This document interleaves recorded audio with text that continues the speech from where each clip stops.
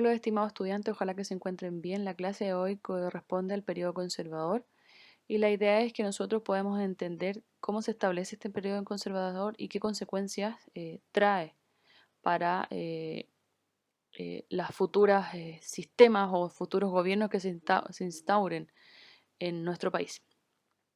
Antes de que se instaure este periodo conservador o el pensamiento conservador, hubieron varios pensamientos. ¿Se acuerda de los ensayos constitucionales o los distintos pensamientos que existían antes? Bueno, eso se vio en la clase antes del receso.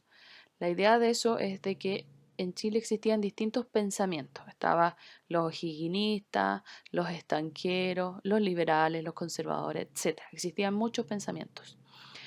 Y habían dos que eran dos figuras o dos lados o bandos que eran muy característicos o muy potentes, que eran los conservadores y los liberales. Y ambos obviamente querían gobernar. Ellos dos se enfrentaron en una guerra civil y es la batalla de Lircay que se llama. ¿Y qué es lo que pasó?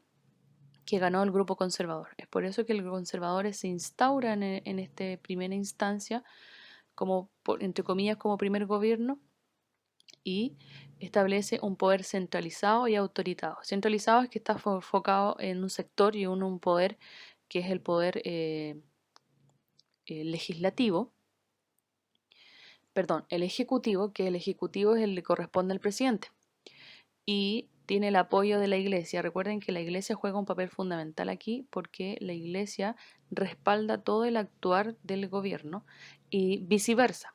El Estado respalda todo el actuar de la iglesia. Recuerden que la iglesia, cuando llegaron los españoles, se instauró aquí como una figura muy potente, un rol muy potente dentro de la sociedad. Primero se instauró como en el ámbito de la sociedad, pero después se instauró en la política. Y aquí es donde esta unión se consagra y se establece en el periodo conservador. Como seguimos, en este orden o ideario conservador fue institucionalizado mediante la promulgación de una ley.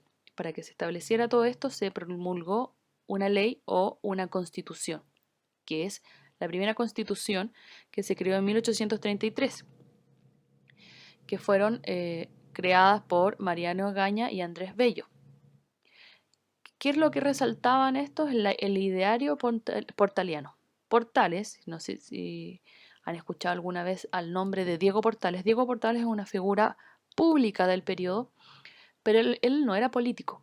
Él lo que le interesara en que los negocios o los estancos funcionaran bien.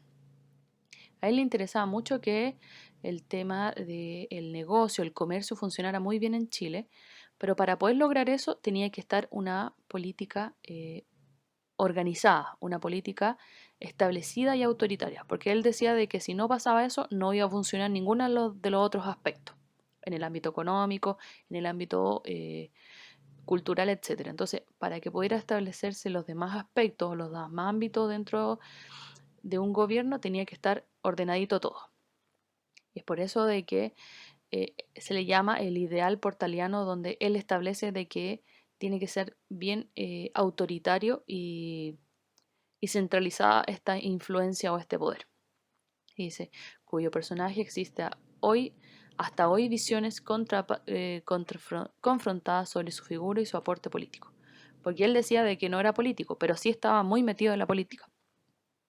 Otra característica de este periodo conservador, que a mediados del siglo XIX, el autoritarismo obviamente empezó a decaer y empezó a tener opositores. Otro grupo que habíamos mencionado, que es el grupo liberal, que empezó a agarrar mayor fuerza con distintas organizaciones como el Club de la Reforma y el Partido Liberal. Aquí tenemos los tres gobiernos que estuvieron en este periodo conservador. ¿Por qué se le llama en los decenios conservadores? Porque lo van a ver ustedes en el tema de la Constitución, de que una de las características o unos elementos de la Constitución era que cada presidente se podía reelegir. Duraban 5 años, pero había reelección automática. Entonces es por eso que después duraron 10 años, porque obviamente los volvieron a elegir. Y estos gobiernos de Prieto, Bulnes y Montt tienen distintas características.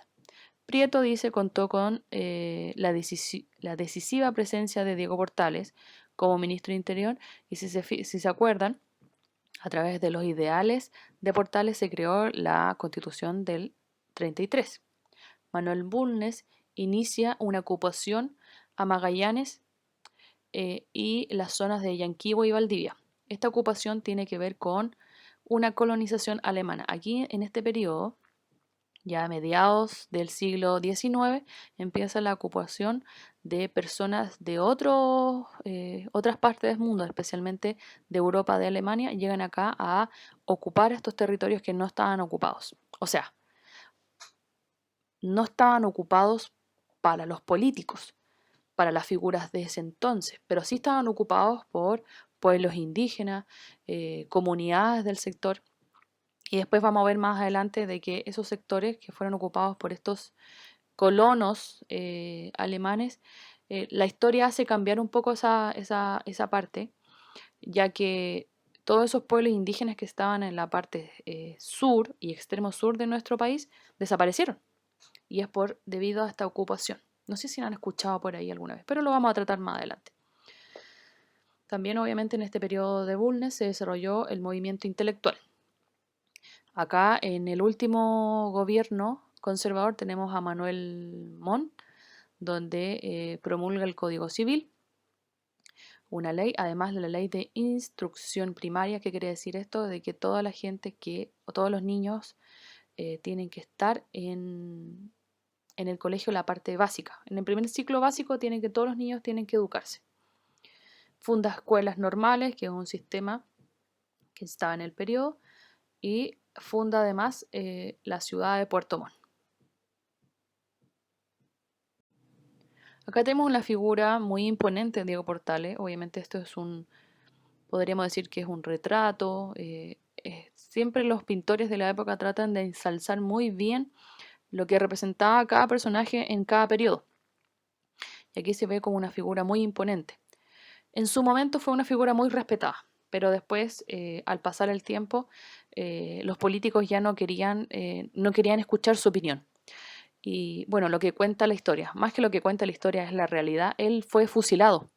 Fue fusilado por gente que estaba en contra de él y lo mataron.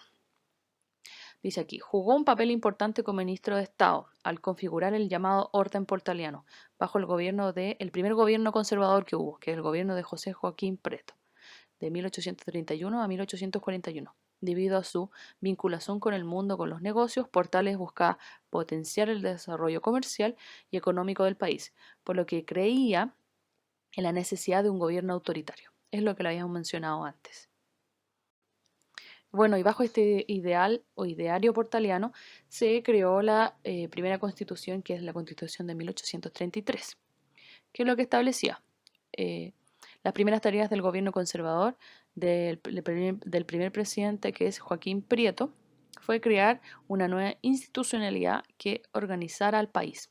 Para esto el presidente convocó a una comisión constituyente que se encargó de llevar el ideario portaliano a la ley.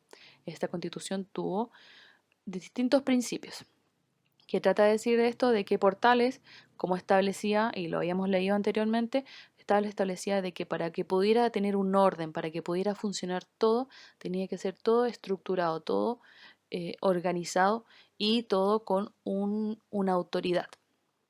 Y aquí tenemos los tres principios más importantes de la Constitución de 1833. Amplias atribuciones del Poder Ejecutivo. Recuerden que el Poder Ejecutivo es el del presidente. El cargo del presidente duraba 5 años, con posibles reelecciones inmediatas. Es por eso que todos los tres gobiernos que tenemos nosotros aquí duraron 10 años, perdón. ¿Por qué? Porque se reeligieron. Voto censitario. Se estableció el sufragio censitario, con lo que podía participar solo los hombres mayores de 25, si eran solteros, y de 21. Entonces, ¿qué quiere decir esto? De que también había limitación para los hombres que podían votar. Además, tenían que saber leer y una serie de otros requisitos. Las mujeres, si se fijan aquí, no juegan un papel importante aquí. La mujer no participa en la política todavía. La religión católica es la oficial. Se prohíbe el culto público de cualquier otra religión. Es por eso también que el papel de la religión católica es fundamental, porque ambos poderes, el poder religioso y el poder del Estado, se unen aquí y no permiten ningún otro culto.